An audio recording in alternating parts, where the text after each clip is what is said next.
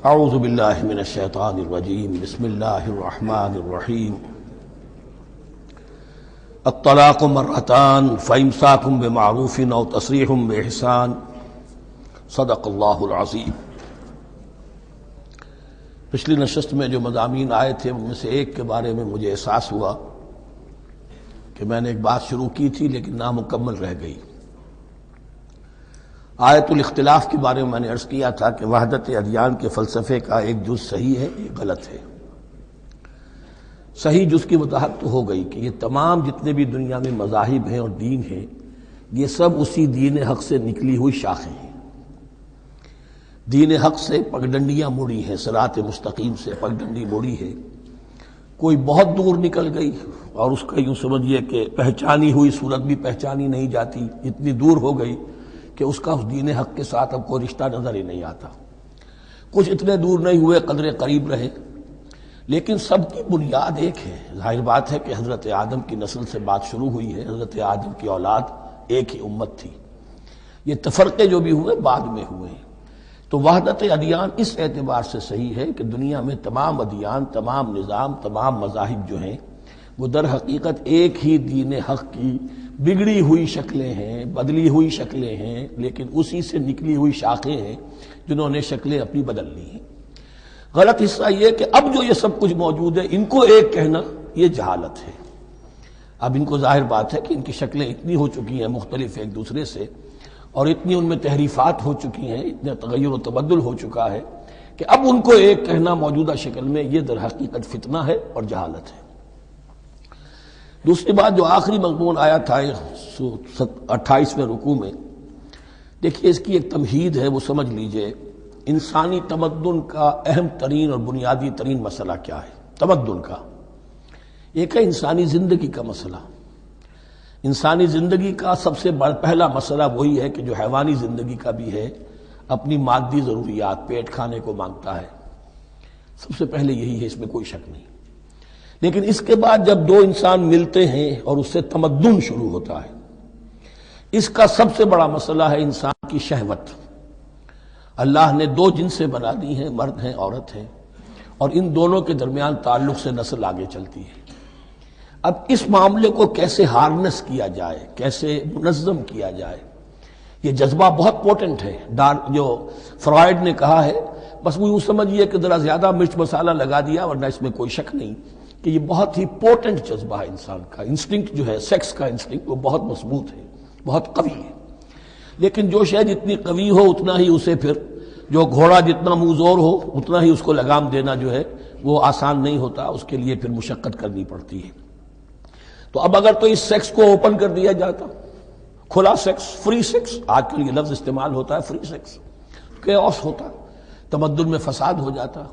اس کے لیے شادی کا معاملہ کہ ایک عورت کا ایک مرد کے ساتھ رشتہ رہے، سب کو معلوم ہو کہ یہ اس کی بیوی ہے، یہ اس کا شوہر ہے، تاکہ اس طریقے سے نسب کا معاملہ بھی چلے اور ایک خاندانی ادارہ وجود میں آئے۔ ورنہ تو خاندانی ادارہ بس کیسے وجود میں آئے گا؟ فری سیکس میں تو خاندانی ادارہ وجود میں آ ہی نہیں سکتا۔ تو شادی کا، نکاح کا یہ رشتہ جو ہے یہ اللہ تعالیٰ نے اختیار کیا اور یہ انسانوں کو سکھایا۔ اب اس میں مرد اور عورت کیا بالکل برابر ہیں؟ اس سے بڑی حماقت کوئی نہیں، اس لیے کہ کسی بھی ادارے کے دو برابر کے سربراہ نہیں ہو سکتے۔ اتنی موٹی بات ہے کہ اگر آپ کسی ایک محکمے کے دو ڈائریکٹر بنا دیں، بات غلط ہو جائے گی، خراب ہو جائے گی۔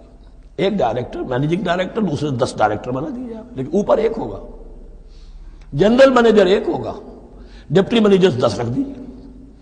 ہر ادارے میں اگر نظم قائم کرنا ہے تو ایک اوپر ٹاپ پر ہونا چاہیے۔ لہذا جب ایک مرد اور ایک عورت، مرد اور عورت انسان ہونے کے ناطے بالکل برابر ہیں، ایک ہی باپ کے نطفے سے بیٹا بھی ہے، بیٹی بھی ہے، ایک ہی ماں کے رحم میں بھائی نے بھی پرورش پائی ہے اور بہن نے بھی، اس اعتبار سے وہ برابر ہیں۔ شرف انسانیت میں، نوع انسانی کی حیثیت سے، human dignity and honour, they share both equally, absolutely equally. لیکن جب ایک مرد اور ایک عورت مل کر خاندان کے بنیاد رکھتے ہیں تو اب یہ برابر نہیں رہے۔ جیسے انسان سب برابر ہیں، لیکن چپڑاسی اور افسر برابر نہیں ہے، اس کے کچھ اور اختیارات ہیں، اس کے کچھ اور اختیارات ہیں، اس کے کچھ اور فرائض ہیں، اس کے کچھ اور فرائض ہیں۔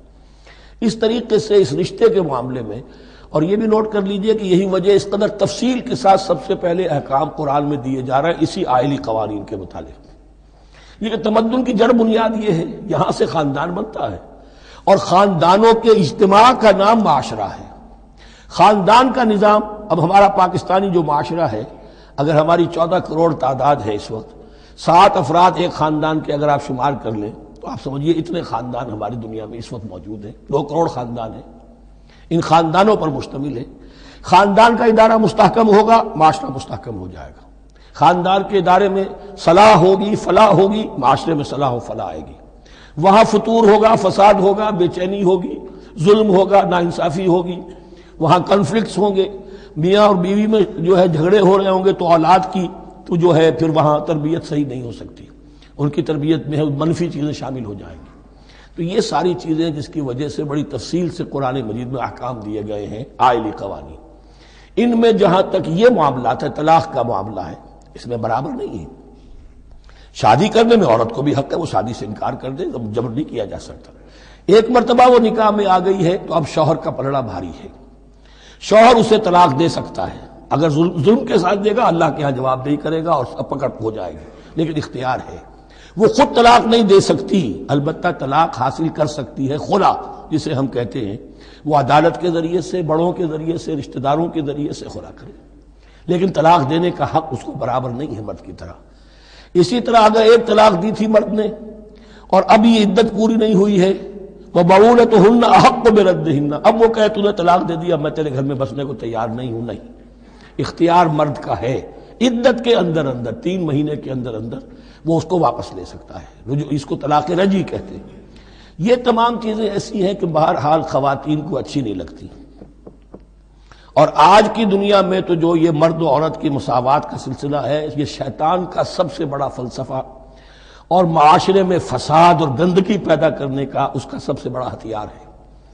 اور اب جو کچھ رہی صحیح اقدار ہماری ایشیا کے ممالک جو ہیں، زیادہ تر مسلمان ممالک ہیں، ان میں خاندانی نظام کی جو بچی کھچی شکل رہ گئی ہے اس کو برباد کرنے کے لیے یہ قاہرہ کانفرنس اور بیجنگ کانفرنس، اس ایشیا کا گھیراؤ دونوں طرف سے، مشرق سے اور مغرب سے، کہ عورت کو آزاد کرو، عورت کو اٹھاؤ، ایمینسیپیشن کے نام پر، آزادی کے نام پر، اور مرد و عورت کی مساوات کے نام پر، تاکہ خاندانی نظام ٹوٹ کر رہ جائے، جیسے کہ ان کے ہاں ٹوٹ چکا ہے خاندانی نظام نے۔ یہ کلنٹن صاحب نے کہا تھا اپنے سال 9 کے میسج میں کہ عنقریب ہماری قوم، امریکن نیشن، بہت جلد اس کی اکثریت حرام زادوں پر مشتمل ہوگی، born out of wedlock, وہ کسی شادی کے نکاح کے نتیجے میں کوئی وجود میں نہیں آئے ہیں، زنا کے نتیجے میں وجود آئی بھی قوم ہوگی۔ 1 پیرنٹ فیملی رہ گئی ہے، ماں ہی باپ ہے اور وہی ماں ہے، اور وہ دونوں وہ جانتے ہی نہیں۔ اب وہاں بڑی ایک مہم اٹھ رہی ہے کہ ہر انسان کا حق ہے کہ اسے معلوم ہو کہ میرا باپ کون ہے۔ وہاں تو بہت سے لوگ پتہ ہی باپ کون ہے میرا، کیا پتہ۔ یہ تباہی ہے جو اس معاشرے پر آ چکی ہے، اور ہمارے ہاں بھی لوگ اسی معاشرے کی نقالی پر چل رہے ہیں۔ اور یہ نظریہ مساوات مرد و زن جو ہے، یہ بہت ہی یوں سمجھیے کہ تابناک اور بہت اچھے الفاظ کے ساتھ سامنے آ رہا ہے۔ البتہ اس کا دوسرا رخ بھی ہے، اسلام نے عورت کو جو حقوق دیے ہیں بدقسمتی سے ہم مسلمانوں نے وہ بھی ان کو نہیں دیے۔ اس کی وجہ یہ ہے کہ ہمارے اوپر ہمارا ہانٹ کر رہا ہے ہمارا ہندوانہ پس منظر۔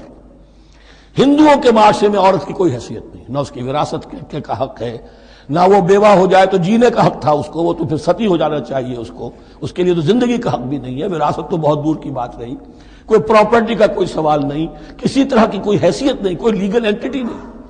لیکن ہم مسلمان تو ہو گئے، ہمارے آباء و اجداد، تربیت ہوئی نہیں، لہذا ہمارے اوپر وہی تصورات ہیں، عورت کو جو ہے پاؤں کی جوتی کی طرح سمجھنا۔ یہ جو کچھ ہم کر رہے ہیں ان کے جائز حقوق بھی انہیں نہیں دیتے، اس کے نتیجے میں ہم جو مغرب کا ہم پر حملہ ہے اس کو مؤثر کرنے میں گویا ہم مدد دے رہے ہیں۔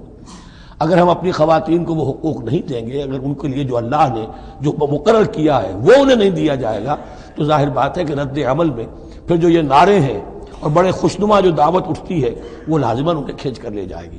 تو اس طرح بھی خیال رکھیے، اور ہمارے ہاں دیندار گھرانوں میں خاص طور پر یہ بات ہوتی ہے، اس کو سمجھنا چاہیے کہ عورتوں کے کیا حقوق ہیں، ان کی دلجوئی کتنی کرنی چاہیے۔ حضور نے کیا فرمایا ہے؟ خیرکم خیرکم لأہلہ وانا خیر لأہلی، خیر منکم لأہلی، تم میں سے بہترین لوگ وہ جو اپنے گھر والوں کے لیے اچھے ہوں، بہترین لوگ وہ ہیں۔ ان کے حقوق کا لحاظ ہو، ان کے ساتھ سلوک ہو، ان کی دلجوئی ہو، ان کے احساسات کا بھی پاس کیا جائے۔ البتہ جہاں شریعت کا اور دین کا معاملہ آ جائے، نتھنگ ڈوئنگ، سیدھی سیدھی بات، یہ تلوار کی طرح آپ ننگے ہو جائیں اس وقت کہ یہ معاملہ دین کا ہے، اس میں میں تمہاری کوئی رعایت نہیں کر سکتا، ہاں میرے معاملات کے اندر جو بھی تم چاہو میں نرمی کروں گا، یہ ہو سکتا ہے۔ بس اس کو ذہن میں رکھیے، یہ کڑوی گولی ہے۔ وَلَهُنَّ مِثْلُ الَّذِي عَلَيْهِنَّ بِالْمَعْرُوفِ وَلِلرِّجَالِ عَلَيْهِنَّ دَرَجَةٌ۔ اب درمیان کے الفاظ کو تو جدید جو ہمارے ہیں دانشور وہ لے لیتے ہیں، اوپر کا نہیں دیکھتے کہ بَعُولَتُهُنَّ أَحَقُّ بِرَدِّهِنَّ، برابری کہاں رہی؟ شادی کرتے ہوئے برابری ہے، عورت کہہ سکتی میں شادی نہیں کرتی، شادی نہیں ہوگی، فصل برابری ہے، دونوں کی رضامندی سے شادی ہوگی، یہ برابری ہے۔ لیکن جب ایک مرتبہ بیوی بن گئی اب برابر نہیں ہے۔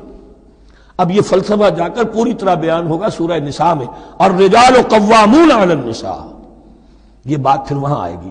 اس کی تمہید ہے یہ کہ یہ کڑوی گولی ذرا خواتین کے حلق سے اترنی شروع ہو جائے۔ وَبَعُولَتُهُنَّ أَحَقُّ بِرَدِّهِنَّ، اور اسی طریقے سے وَلِلرِّجَالِ عَلَيْهِنَّ دَرَجَةٌ۔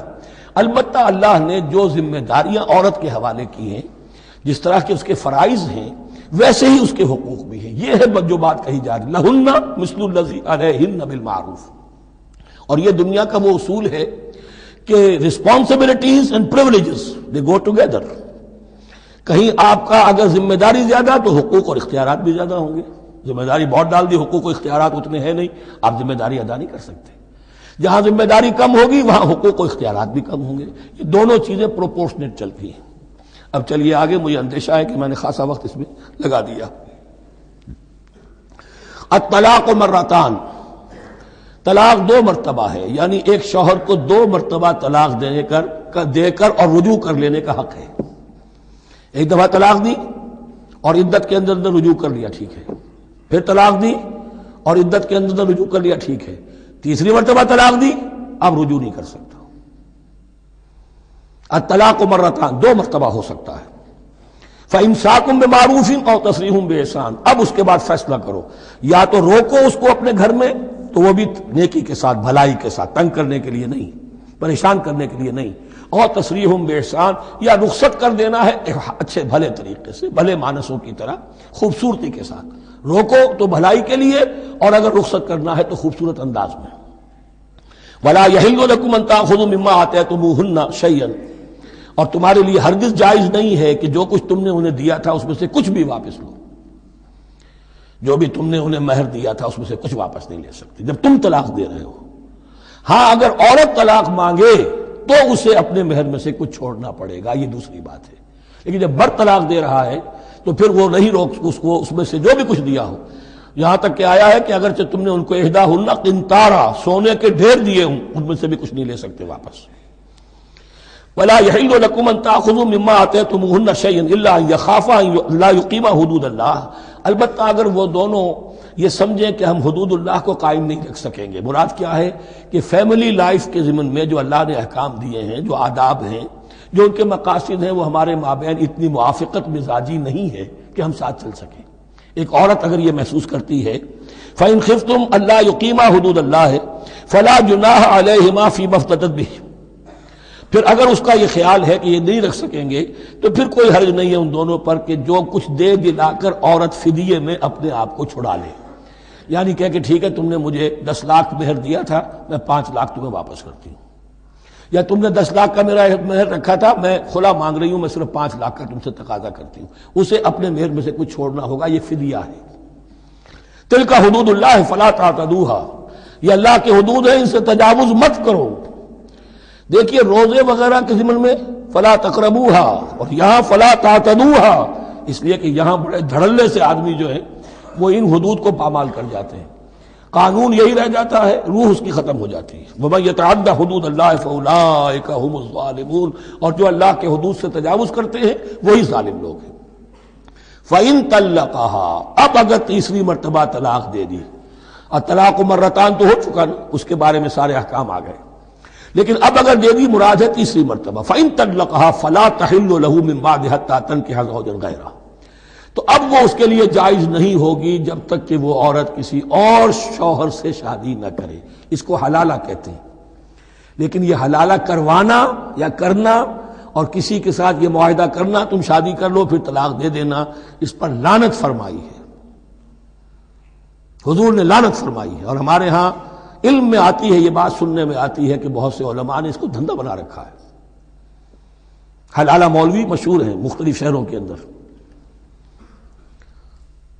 فَإِن طَلَّقَهَا فَلَا تَحِلُّ لَهُ مِن بَعْدُ حَتَّى تَنكِحَ زَوْجًا غَيْرَهُ فَإِن طَلَّقَهَا، پھر اگر وہ بھی دوسری شادی کی دوسری جگہ پر، اس عورت نے اس شوہر سے بھی نہیں بنی، اس نے بھی طلاق دے دی، فَلَا جُنَاحَ عَلَيْهِمَا أَن يَتَرَاجَعَا، تو اب کوئی گناہ نہیں ہوگا ان دونوں پر کہ وہ رجوع کر لیں، پہلے سابق شوہر سے شادی کر لیں۔ یعنی عورت کو شاید عقل آ گئی ہو، کوئی اسی کی زیادتی تھی کہ پہلے شوہر کے ہاں بس نہیں سکی، اب دوسری مرتبہ کا تجربہ ہو گیا تو اس کے کان ہو گیا کہ کوئی غلطی میری ہی ہے، اب شاید دوبارہ وہ اپنے شوہر کی طرف، سابقہ شوہر کی طرف رجوع کرنا چاہے تو اس کی اجازت ہے۔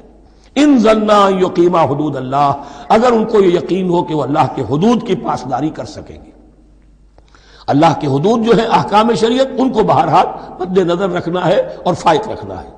وَتِلْكَ حُدُودُ اللَّهِ يُبَيِّنُهَا لِقَوْمٍ يَعْلَمُونَ، اور یہ وہ حدود ہیں اللہ کے جن کو وہ واضح کر رہا ہے، کھول کھول کر بیان کر رہا ہے ان لوگوں کے لیے کہ جو علم حاصل کرنا چاہیں۔ ترجمہ یہ ہوتا ہے عام طور پر جنہیں علم حاصل ہے، اصل میں کسی وقت فعل کو طلب فعل کے معنی میں استعمال کیا جاتا ہے عربی زبان میں، یعلمون جو جاننا چاہیں، جن کے اندر طلب ہے علم کی۔